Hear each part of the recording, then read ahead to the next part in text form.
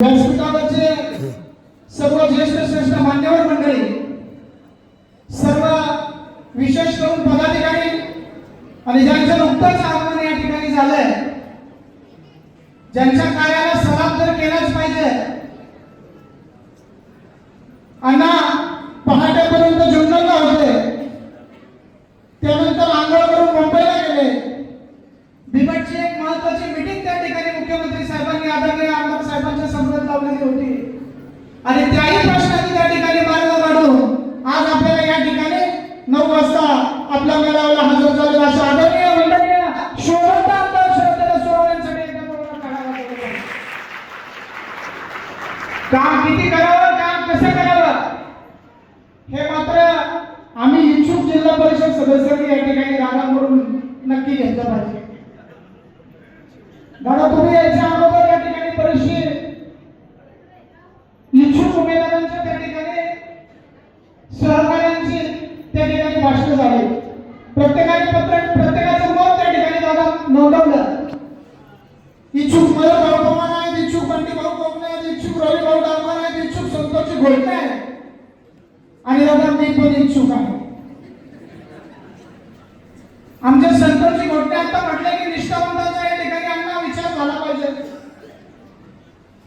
अण्णा 19 वर्ष विश्रांत दादा बरोबर निष्ठा बरोबरच नाही तर दादा अण्णा बापू प्रामाणिकपणे त्यांच्या बरोबर काम करतो. 4 दिवस गेलो होतो वर्षामध्ये, पण प्रामाणिकपणे शरद दादा बरोबर काम करतोय गेले 19 वर्ष.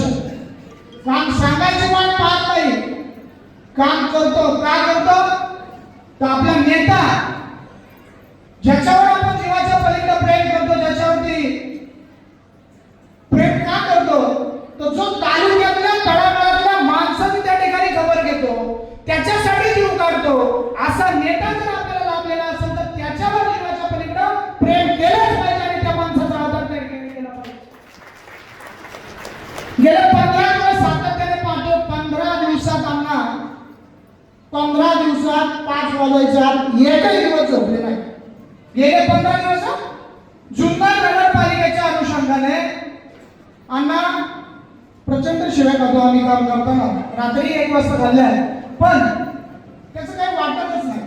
त्याचं कारण असं की काम करताना इतकं प्रेशर असताना, इतकं व्यवस्थेचं काम करत असताना प्रत्येकाला त्या ठिकाणी जपायचंय. आता आम्ही या ठिकाणी 4-5 लोक इच्छुक आहे, यांनाही जपायचंय, परत यांना ठिकाणी घ्यायचंय, त्याच्यातला एक जर पुढं करायचंय, त्याला निवडून आणायचंय.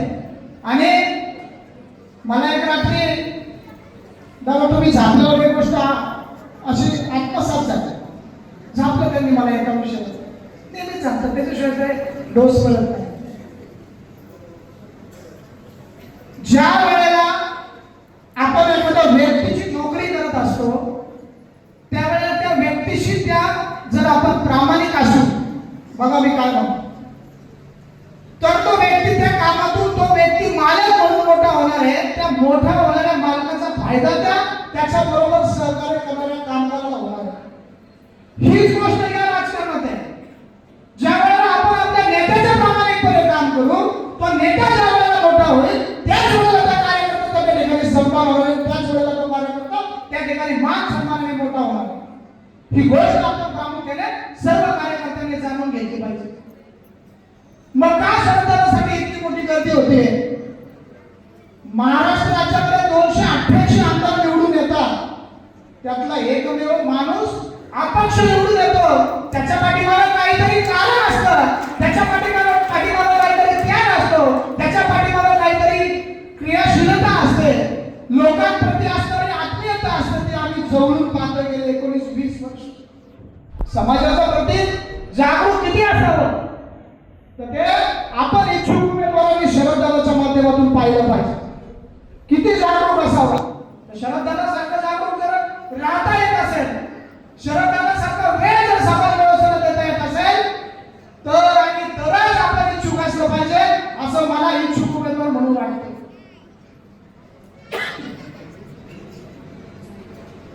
दादा खूप सारे इच्छुक मंडळी, मी पण इच्छुक आहे, परत एकदा सांगतो, पण छत्रपतींच्या पायाला स्पर्श करून सांगतो दादा बाळासाहेबांच्या पायाला स्पर्श करून सांगतो तुम्हा सर्व ज्येष्ठांना या ठिकाणी नम्रपणे आश्वासन देतो, शपथ देतो दादा, मी शपथ की जरी 19-20 वर्ष तुमच्या बरोबर प्रामाणिकपणे काम करत असलो आणि मी या जिल्हा परिषद गटात इच्छुक जरी असतो तर दादा